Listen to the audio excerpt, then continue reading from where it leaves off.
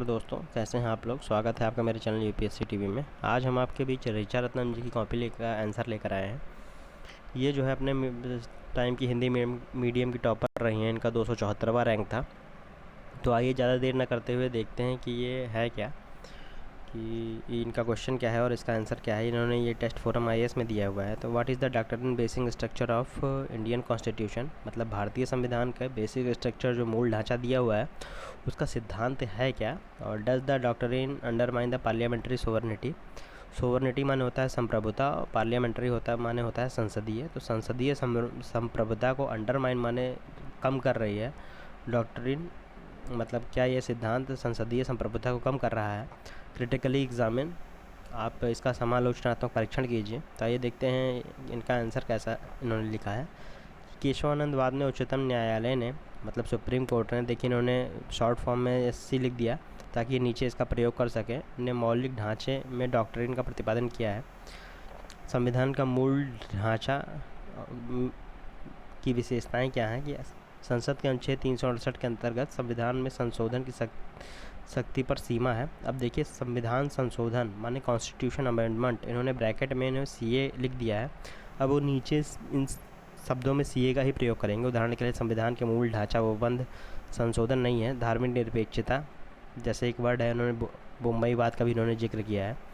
किसी सीए, देखिए सीए आ गया। अधिनियम की संवैधानिकता पर अंतिम निर्णय सुप्रीम कोर्ट द्वारा होगा। उदाहरण के लिए 103 कॉन्स्टिट्यूशन अमेंडमेंट अधिनियम में, और दूसरा है सुप्रीम कोर्ट में संवैधानिकता हेतु याचिका दायर है की जा सकती है। मूल ढांचा डॉक्ट्रिन की आलोचना, संसदीय संप्रभुता में कमी। आलोचकों के अनुसार मूल ढांचे पर सिद्धांत संविधान में वर्णित नहीं है, और संसद की संविधान संशोधन शक्ति अनुच्छेद 368 को प्रतिबंधित ये करता है। और गैर निर्वाचितों द्वारा प्रतिपादित डॉक्ट्रिन जनता के प्रतिनिधियों के अधिकारों पर गैर निर्वाचितों की निरंकुशता दर्शाता है। इसके बावजूद इस सिद्धांत का महत्व है क्योंकि संविधान की मौलिक स्वरूप में परिवर्तन को ये रोकता है। उदाहरण के लिए न्यायिक समीक्षा की शक्ति, मिनर्वा मिल्स मामले में सुप्रीम कोर्ट ने ये बताया भी है और आप लोगों ने पढ़ा भी होगा। संसदों पर युक्तायुक्त प्रतिबंध का कार्य करता है। ये भारतीय संविधान में संसदीय संप्रभुता पर न्यायिक सर्वोच्चता के मध्य समन्वय स्थापित किया गया है। सुप्रीम कोर्ट ने मिनर्वा मिल्स बाद 99 कॉन्स्टिट्यूशन अमेंडमेंट में बार मौलिक ढांचे का प्रयोग किया है, और अधिनियमों की संवैधानिकता जांचने हेतु इसका प्रयोग किया है। यह परिपक्व होते लोकतंत्र को दर्शाता है। फेसा संविधान विधों का मत है। तो दोस्तों देखिए इन्होंने कई कीवर्ड का प्रयोग किया है, जैसे फेसा संविधान विधों का मत है, और सुप्रीम कोर्ट जैसे आपने सीए हुए कई जगह देखा ही है। और इन्होंने कई सुप्रीम कोर्ट के वाद भी डाले हुए हैं जो कि इनके आंसर को इंद्रिच बना रहा है। इनका आंसर बहुत अच्छा है। आपको कैसा लगा कमेंट सेक्शन में बताना मत भूलिएगा।